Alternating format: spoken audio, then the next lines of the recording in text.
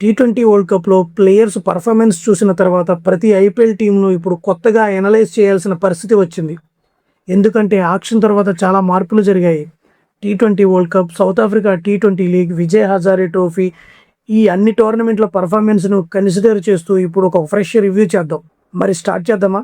మన Chennai super Kings అంటే సీఎస్కేతో. Auction తర్వాత సీఎస్కే టీం పూర్తిగా మారిపోయింది అనిపిస్తుంది. ఎందుకంటే సీఎస్కే బ్యాటింగ్ లైనప్‌లో ఉన్న చాలామంది ప్లేయర్స్ ఇప్పుడు తమ కెరియర్ పీక్‌లో ఉన్నారు. ముందుగా ప్లేయింగ్ 12 గురించి మాట్లాడుకుందాం. ఓపెనింగ్‌లో సంజు శాంసన్‌తో కలిసి ఆయుష్ మాత్రే బ్యాటింగ్ చేస్తాడు.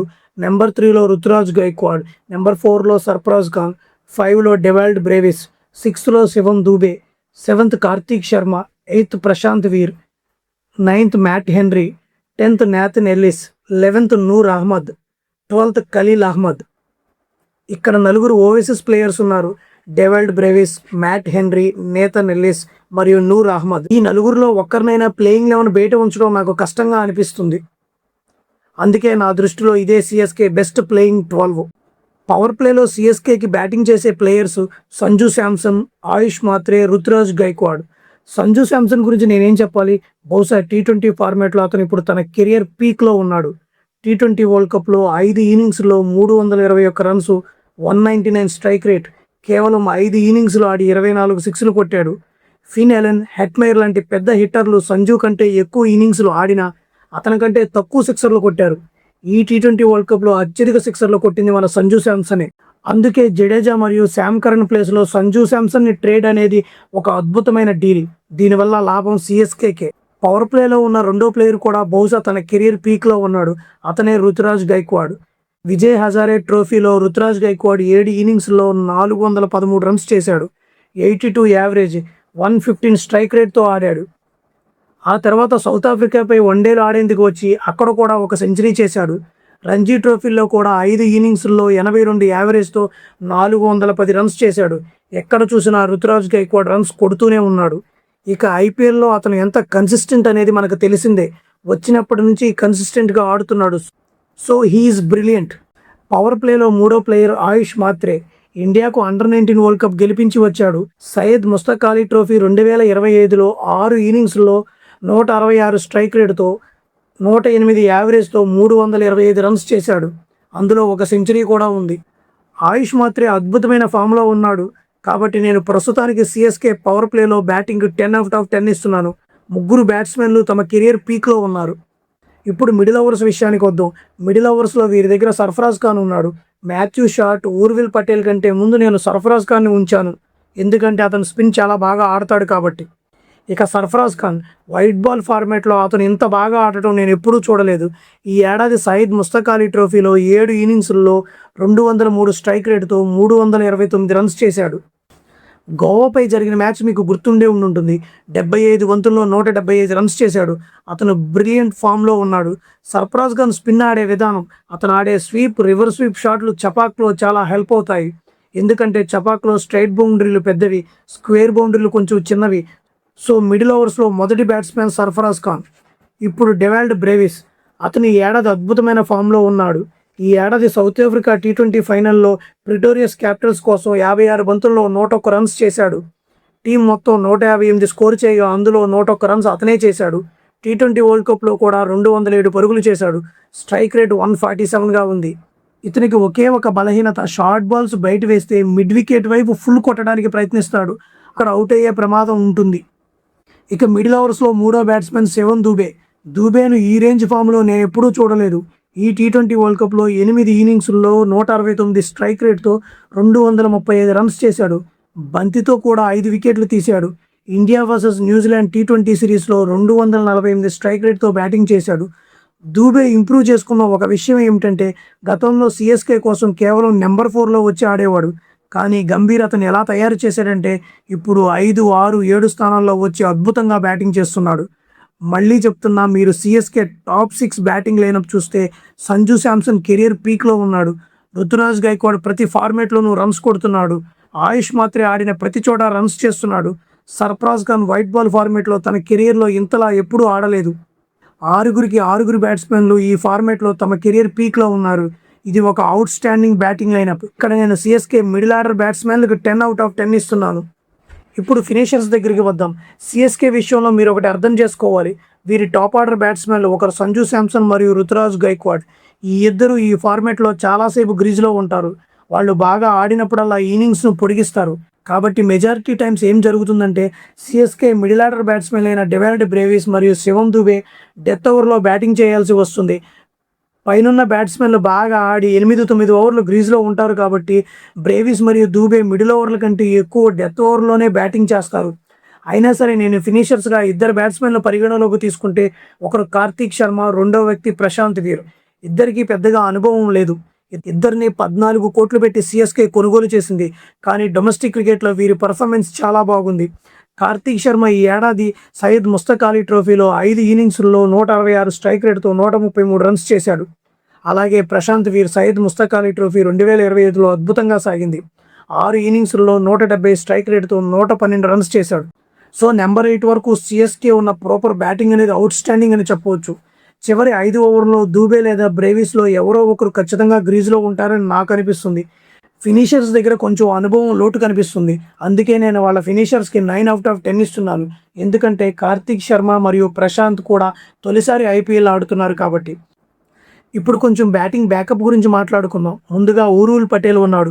నేను ఊర్విల్ పటేల్ని ప్లేయింగ్ లెవెన్లో చోటు కల్పించలేకపోతున్నాను.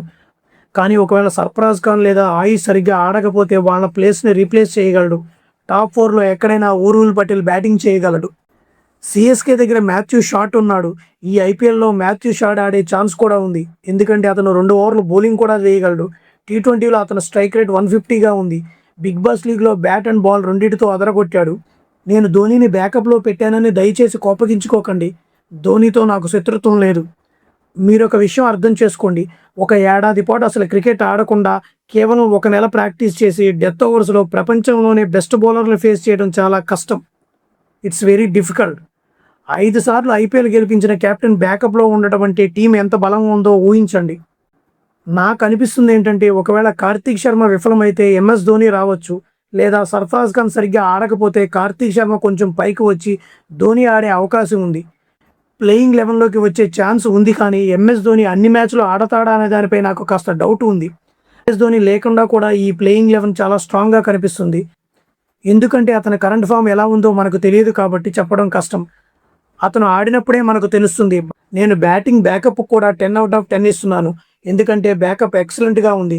Urvil Patel, Matthew Short, MS Dhoni వీరు ముగ్గురు ఏ పొజిషన్లో అయినా వచ్చి బ్యాటింగ్ చేయగలరు. ఇక బౌలింగ్ డిపార్ట్మెంట్ విషయానికి వస్తే పవర్ ప్లే బౌలింగ్లో ఖలీల్ అహ్మద్, మ్యాట్ హెన్రీ మరియు నూర్ అహ్మద్ బౌలింగ్ చేస్తారు. ఇందులో నూర్ అహ్మద్కి 1 ఓవర్ దక్కుతుంది. ఖలీల్ అహ్మద్ ఒక వికెట్ టేకర్. ఖలీల్ వికెట్లు తీయకుండా వెళ్లడం చాలా అరుదుగా చూస్తుంటాము. గత ఐపీఎల్ సీజన్లో 14 ఇన్నింగ్స్లో 15 వికెట్లు. అంతకుముందు 2024లో 14 మ్యాచ్ల్లో 17 వికెట్లు తీశాడు. రీసెంట్గా T20 వరల్డ్ కప్ ముందు జరిగిన India versus South Africa warmup మ్యాచ్లో కూడా 3 ఓవర్లో 2 వికెట్లు తీశాడు. ఈ ఏడాది విజయ్ హజారేలో కూడా 6 మ్యాచ్ల్లో 10 వికెట్లు తీశాడు. ఖలీల్ ఎకానమీ T20లో 9కి అటు ఇటుగా ఉంటుంది. ఇది అంత ఆందోళన కలిగించే విషయం కాదు. ఎందుకంటే ఖలీల్ డెత్ ఓవర్లో వేసే ఓవర్లలో విపరీతంగా రన్స్ ఇస్తాడు. కానీ కొత్త బంతితో అద్భుతమైన బౌలర్. అతనికి మంచి స్వింగ్ లభిస్తుంది. రైట్ హ్యాండర్లకు బంతిని లోపలికి తీసుకురాగలడు. అలాగే బయటకు కూడా తీసుకువెళ్ళగలడు. న్యూ బాల్తో బెస్ట్ బౌలర్ మరియు ఎప్పుడు వికెట్లు తీసే బౌలర్ ఖలీల్ అహ్మద్. న్యూ బాల్తో వేసే రెండో బౌలర్ మ్యాట్ హెన్రీ. ఇతను different come off bowler. Khaleel swing కోసం చూస్తాడు. మ్యాట్ హెన్రీకి పిచ్ నుంచి సీమ్ నుండి ఎక్కువ మూమెంట్ లభిస్తుంది. T20 వరల్డ్ కప్ 2026లో 8 ఇన్నింగ్స్లో 10 వికెట్లు తీశాడు మ్యాట్ హెన్రీ. మళ్ళీ చెప్తున్నా, న్యూ బాల్తో అతను చాలా మంచి బౌలర్. పవర్ ప్లేలో ఎక్కువగా నూర్ అహ్మద్ 1 ఓవరే వేస్తాడు లేదా వేరెవరో 1 ఓవర్ వేస్తారు. కానీ మ్యాట్ హెన్రీ, ఖలీల్ చెరో 2 ఓవర్లు వేస్తారు. సో వీరి పవర్ ప్లే బౌలింగ్ చాలా బాగుంది. సాలిడ్ 8.5/10. ఇప్పుడు మిడిల్ ఓవర్స్ బౌలింగ్ గురించి మాట్లాడుకుందాం. నూర్ అహ్మద్, ప్రశాంత్ వీర్, బహుశా నాథన్ ఎల్లిస్ కూడా 1 ఓవర్ వేయవచ్చు. సౌత్ ఆఫ్రికా T20 లీగ్లో నూర్ అహ్మద్ 6 ఇన్నింగ్స్లో 5 వికెట్లు తీశాడు. ఎకానమీ చాలా బాగుంది. గత సీజన్లో బౌలింగ్, బ్యాటింగ్లో అన్నీ కలిపి చూస్తే CSK best player Noor Ahmed.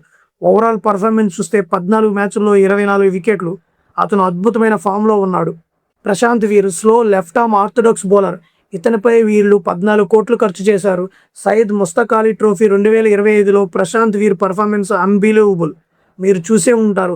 ఆ టోర్నీలో ప్రతి బ్యాట్స్మెన్ 200 స్ట్రైక్ రేట్తో ఆడుతున్నారు. ఊర్విల్ పటేల్, ఇషాన్ కిషన్, సర్ఫరాజ్ ఖాన్ తీసుకోండి, అందరూ 200 స్ట్రైక్ రేట్తో రెచ్చిపోయారు. అలాంటి చోట ప్రశాంత్ వీర్ 7 ఇన్నింగ్స్లో 6.76 ఎకానమీతో 9 వికెట్లు తీశాడు. That is out standing. Vijay Hazare ట్రోఫీలో కూడా 8 మ్యాచ్ల్లో 10 వికెట్లు తీశాడు. చాలా ఎకానమికల్గా వేస్తాడు. లైన్ అండ్ లెంత్ చాలా బాగుంటుంది. ఇక నేథన్ ఎల్లిస్ బహుశా ఈ సీజన్లో సిఎస్కే అత్యంత కీలకమైన బౌలర్ కాబోతున్నాడు. నేథన్ ఎల్లిస్ పైన చాలా భారం పడనుంది. ముందుగా నేథన్ ఎల్లిస్ ప్రతి మ్యాచ్ ఆడి ఫిట్గా ఉండాలని ప్రార్థించండి, లేదంటే సిఎస్కే చాలా కష్టాల్లో పడుతుంది. మిడిల్ ఓవర్స్ బౌలింగ్కి ప్రస్తుతానికి నేను 8.5 అవుట్ ఆఫ్ 10. వాళ్ళ మిడిల్ ఓవర్స్ బ్యాకప్ కూడా చాలా బాగుందని నాకు అనిపిస్తుంది. ఇప్పుడు డెత్ బౌలింగ్ విషయానికి వస్తాను, కానీ అంతకంటే ముందు నేను బ్యాకప్ బౌలింగ్ గురించి మాట్లాడాలనుకుంటున్నాను. సిఎస్కేకి డెత్ బౌలింగ్ ఎందుకు అంత ఇంపార్టెంట్ అనేది మీకు అర్థమవుతుంది. మీరు బ్యాకప్ బౌలర్లను చూస్తే ముందుగా స్పిన్నర్లలో బ్యాకప్ వారి దగ్గర రాహుల్ చహర్, అకీలా హుసేన్ ఉన్నారు. శ్రేయస్ గోపాల్ మరొక గ్రేట్ లెగ్ స్పిన్నర్, మంచి గూగ్లీ ఉంటుంది. కాబట్టి బ్యాకప్ స్పిన్నర్ ఆప్షన్లో చాలా బాగున్నాయి. ఒకవేళ సిఎస్కే స్పిన్ ట్రాక్పై ఆడుతుంటే వీళ్ళ ప్లేయింగ్ లెవెన్లో అకీలా హుసేన్ లేదా రాహుల్ చహర్ రావచ్చు. కానీ అసలు ప్రాబ్లం ఎక్కడుందంటే బ్యాకప్ పేసర్ల దగ్గర స్టార్ట్ అవుతుంది. మీరు ఒక్కసారి బ్యాకప్లో ఉన్న పేసర్ల పేర్లు వినండి.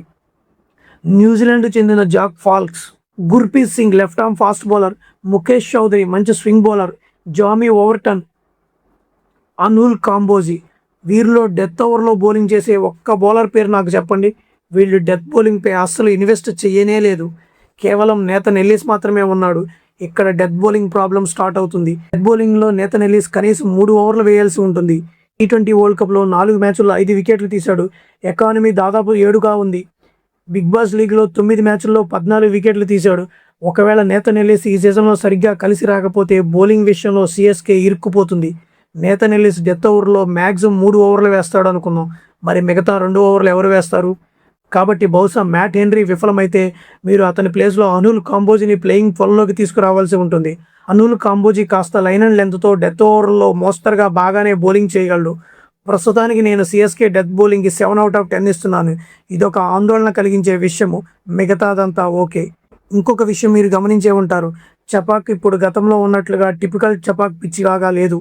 ఈ వరల్డ్ కప్లో గ్రూప్ స్టేజ్లో అత్యధిక బ్యాటింగ్ యావరేజ్ చపాక్ గ్రౌండ్లోనే నమోదైంది. కాబట్టి మళ్ళీ చెప్తున్నా, ఫ్లాట్ పిచ్పై ఏ బ్యాట్స్మెన్ అయినా బాగా ఆడగలడు. ఈ బ్యాటింగ్ లైనప్లో దమ్ముంది. బ్యాటింగ్లో డెప్త్ చాలా బాగుంది. కేవలం డెత్ బౌలింగ్ ఎలా చేస్తారనే దానిపైనే సిఎస్కే పూర్తి టోర్నమెంట్ ఆధారపడి ఉంటుంది. కానీ కొంచెం స్మార్ట్గా వ్యవహరిస్తే బాగా రాణించగలరని నేను అనుకుంటున్నాను. ఈ సిఎస్కే అనాలిసిస్ మీకు నచ్చిందా? నచ్చితే కామెంట్ చేయండి. మళ్ళీ వచ్చే వీడియోలో కలుద్దాం. అంతవరకు సెలవు. జై హింద్.